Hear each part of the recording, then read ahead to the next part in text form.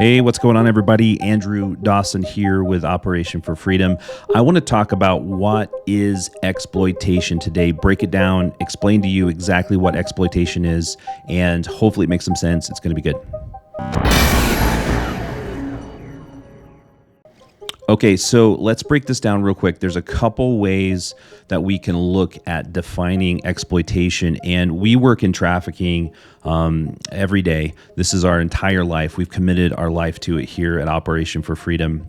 And a word that we use quite often in our trainings when people come and serve with us is this word exploitation. And we already have a definition of that. We already know in the English language what exploitation is. But when we look at it through the eyes of human trafficking, I wanted to break it down in a way that's easy to understand, identify, and to really know what that looks like with a human trafficking victim. So there's a couple ways that we can look at exploitation, and we look at it through number one, vulnerability, and number two, decision making. So hang with me here for a minute, and this is going to make really good sense. So let's jump into this first one. What is exploitation?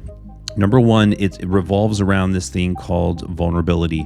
And vulnerability, it's important to know that it looks different for every person. Vulnerability is at the basis of an exploiter a trafficker who takes advantage of a person. It's that vulnerability that allows them to exploit them.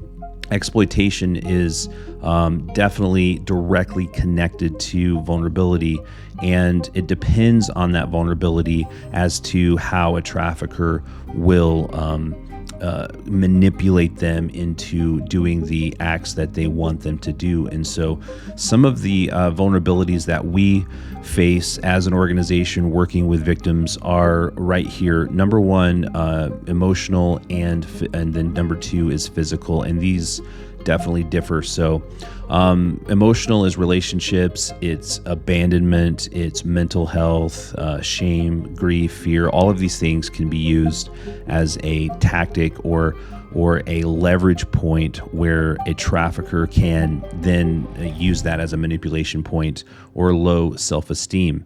And so this is the emotional side. Physical, it's literally a physical thing. They need a place to sleep. They need a meal to eat. They don't have money to pay rent. Maybe they need clothing or a winter jacket, or they don't have the right clothing for the season, or they just don't have clothes. I mean, they just have one pair of clothes on their back. This could be an addiction to drugs or alcohol that an exploiter or a trafficker uses as a manipulation and a leverage blackmail piece. Those addictions come into play. And so exploitation revolves around vulnerability.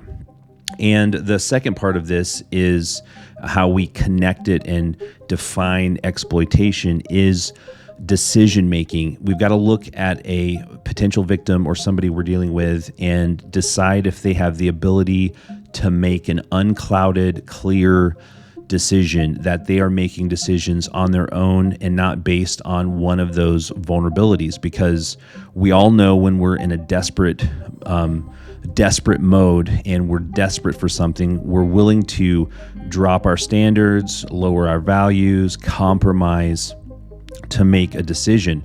And so we've really got to evaluate and look at the vulnerability, and then look at the decisions that they're making or the decisions that they have to make. Do they need a place to stay? Do they need to feed their kids and they have no money? They can't pay rent. What's their decision making looking like? And the biggest thing to understand here is what are the means in which the person is making the decision to meet the need, and are they being forced or coerced into something to meet that need? That at its basis is exploitation right there. Is what are the decisions are they making based on their vulnerabilities, and is there some third party, is there someone else involved who is influencing that decision and providing that means or providing that need based on some means that there's strings attached? And are they being coerced or forced into some situation to meet that desperation because their values have dropped, because they compromise, because they're in a desperate into the alley, brick wall, they've got no way out, and then someone provides that out for them? I really feel like this is important to know for those involved in trafficking work, because I believe we as a organization, as an individual in our own communities, whether you're involved in a church, you're a faith-based person who works who attends church, who has faith, I believe we have a responsibility to do the counter opposite of exploitation, where we identify vulnerabilities, we look at the decision-making process, and then we have an opportunity to meet those needs. And if we're not meeting those needs, and this is the power moment here, you can write this down and take notes. But if we're not meeting those needs, then someone else with nefarious purposes is going to meet those needs. And that in itself is combating exploitation. That's fighting fire with fire. There's a need to be met. Can we meet it as an organization, as a church, as an individual? And if we don't do it, if we don't take that responsibility to seek that out in our community, then someone else will.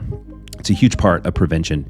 I always say I would rather prevent your child, your niece, your nephew from being exploited any day than to have to go in after the exploitation has happened and pull them out of that life, like we do in many cases. So what need can you meet? What person, individual who is desperate, who is vulnerable, can you impact in a powerful way before that vulnerability moment leads them to being exploited? So that is exploitation in a nutshell. Hope it made sense. Hope this content is valuable and helps you in your journey to find your place in the fight. We will see you guys next time on the next video.